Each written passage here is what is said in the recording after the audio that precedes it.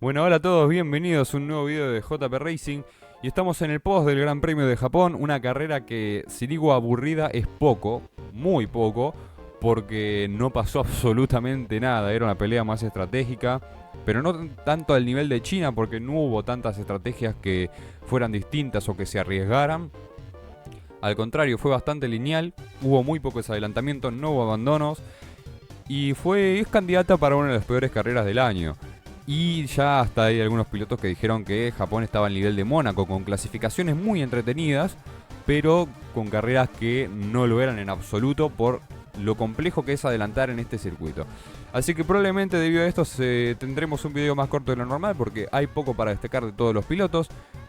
Quizá el único que se puede destacar algo es Verstappen, pero bueno, ya estoy pensando más o menos qué nota darle al Gran Premio, no va a ser muy alta. Era muy generoso antes, le iba a poner un 4, ahora seguramente vaya a bajar porque viendo en retrospectiva cómo fue la carrera, no creo que haya algo mucho peor que esto. Pero bueno, arrancamos con el último clasificado. Como dije antes, no hubo abandonos en esta carrera. Y el último fue Lance Stroll, que vino bien en las últimas dos carreras, pero que en este fin de semana hizo todo mal, porque terminó último en la clasificación y en la carrera tuvo una estrategia algo extraña, ya que larga con blandos, adelanta un poco en las primeras vueltas, pero no mucho más. Y en la vuelta 9 es el primer piloto en detenerse y pone neumático duro. Para después, en la vuelta 30, volver a parar, poner neumático medio. O sea, pasó por los tres compuestos en la carrera. Y terminar la carrera en esa última posición, muy lejos del anteúltimo clasificado, que fue Jack Doohan.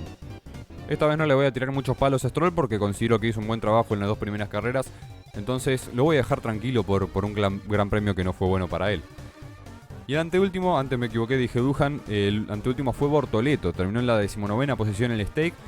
Y muy poco para destacar porque no lo mostraron casi en la transmisión, fin de semana bastante malo para stake, volviendo a lo que siempre fue.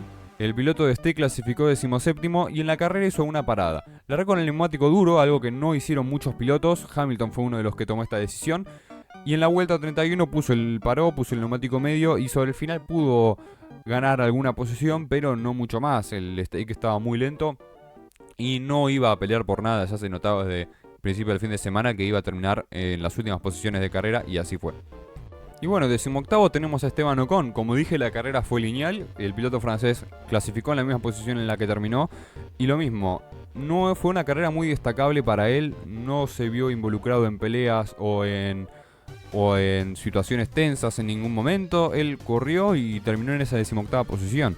Sin embargo, bueno, hizo una estrategia similar a la de Bortoleto, ya que largó con el neumático duro, paró en la vuelta 32 en su caso y puso el neumático medio, pero no, esta vez me parece que el ritmo de Ocon es más su culpa que culpa del auto. Más que nada por lo que hizo Berman este fin de semana, que ya lo vamos a detallar. Parecía que a principio de año iba a estar bastante por delante de su compañero, pero esta vez fue al revés. Me salió rima y todo.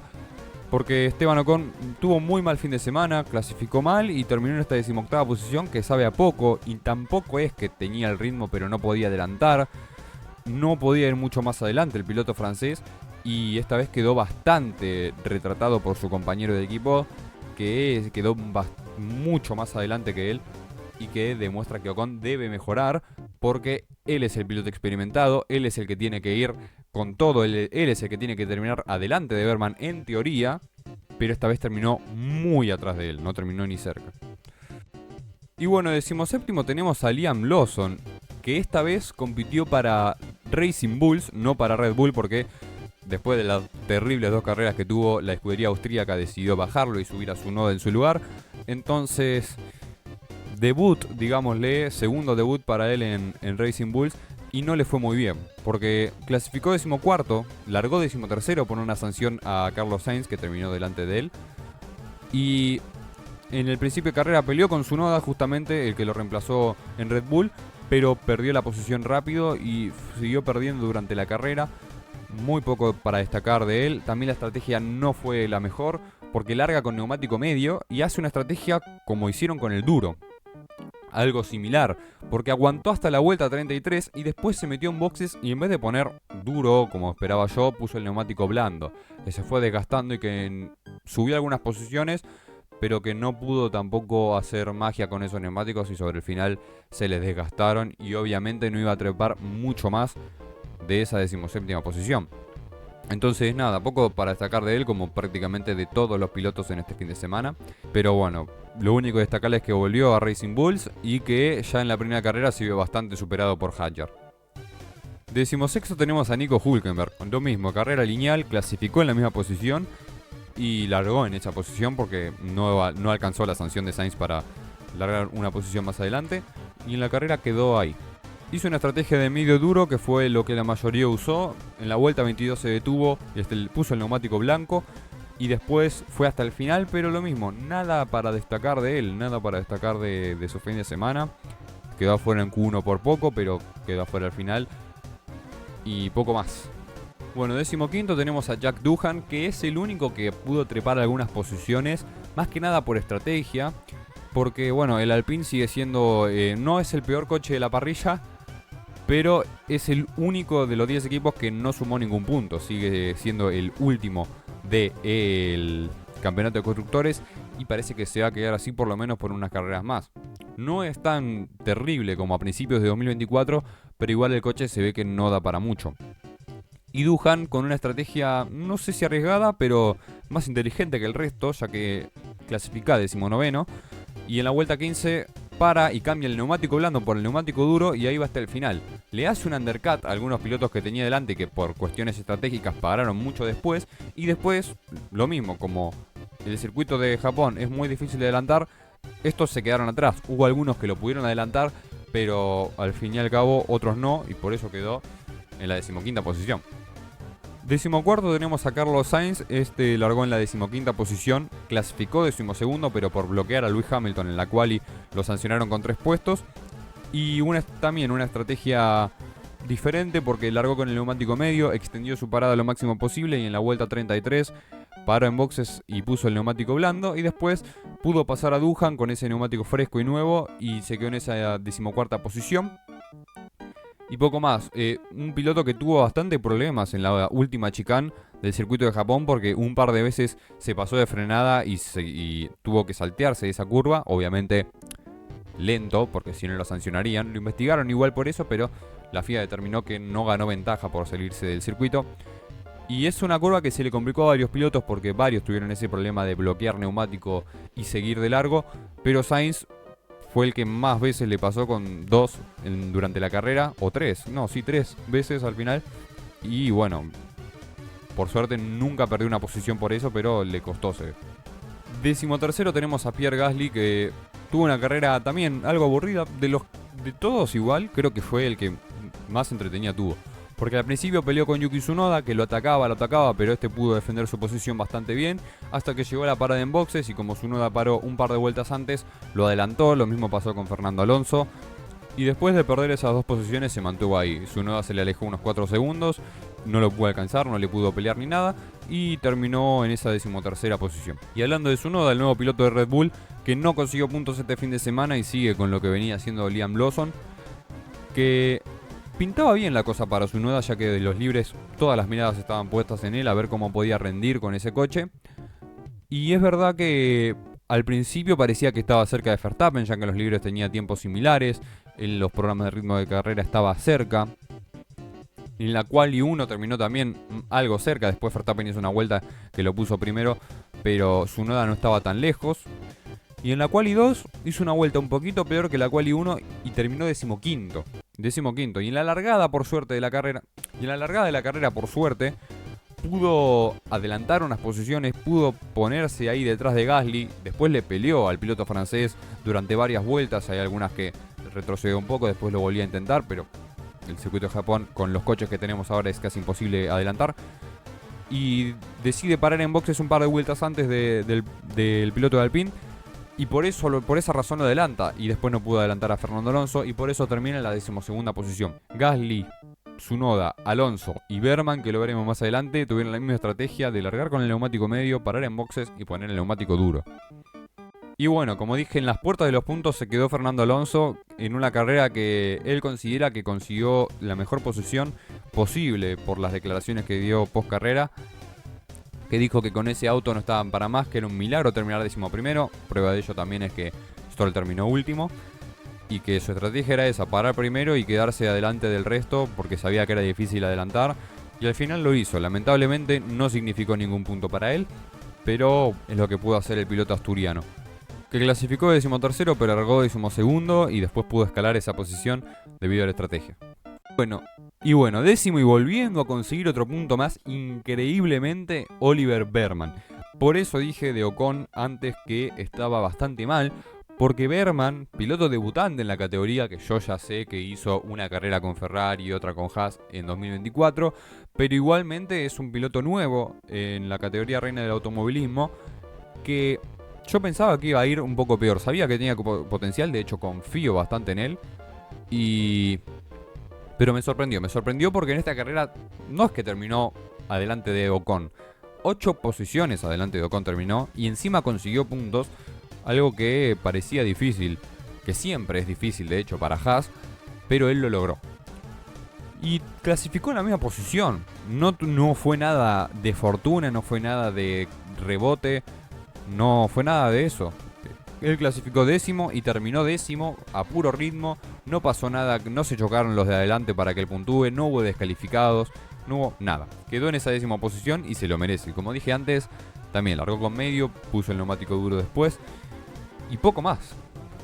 Otro que tuvo la misma estrategia y que terminó 9º es Alexander Albon, que con el Williams vuelve a puntuar y es el que está tirando del carro de la escudería británica, lamentablemente para Sainz, porque es el que en las 3 carreras sumó puntos. Sainz, si bien sumó en China, fue por los descalificados, que está bien, que le quedó porque estaba ahí de rebote, estaba ahí todo, pero el que pudo sumar con ritmo puro es Alexander Albon y que sigue, como en la temporada anterior, con Sargent, tirando del Williams a más no poder.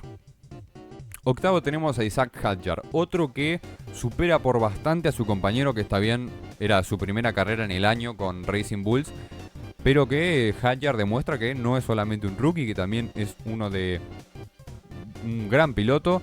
Terminó subcampeón el año pasado de la Fórmula 2 y al final demuestra que por algo está ahí. Y también con una carrera silenciosa clasificó 7º, o sea, mejor de lo que terminó, pero Hamilton clasificó atrás y lo terminó superando evidentemente durante la carrera.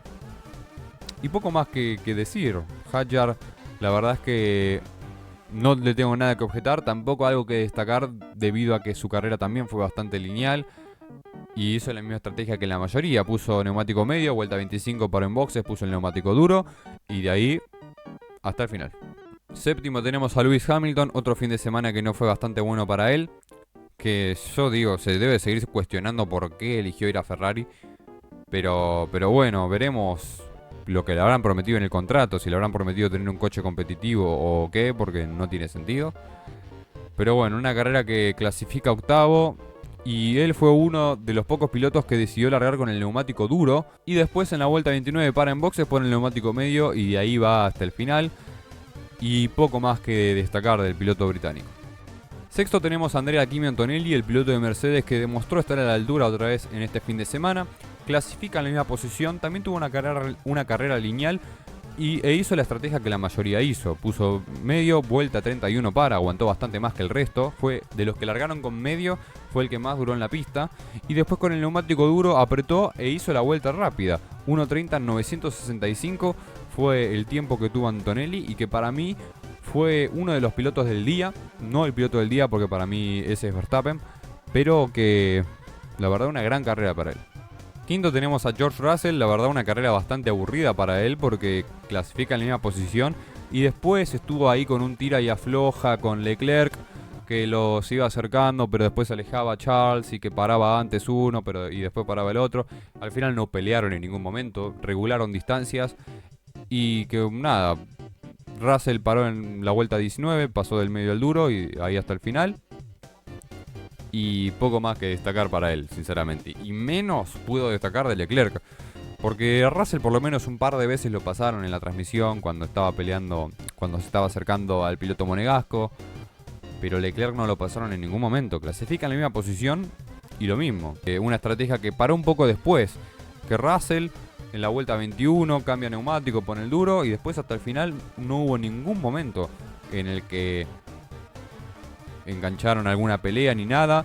De hecho, en la telemetría pone que Leclerc con el neumático duro fue más rápido, pero tiempos muy parecidos. Y sobre el final apretó un poco más Russell y se acercó un poco, pero en ningún momento hubo una gran diferencia entre ambos. Y bueno, vamos con el podio porque en tercer lugar tenemos a Oscar Piastri, el piloto australiano que clasificó en la misma posición también. Una carrera bastante lineal para todos, lo repito porque fue así para absolutamente todos.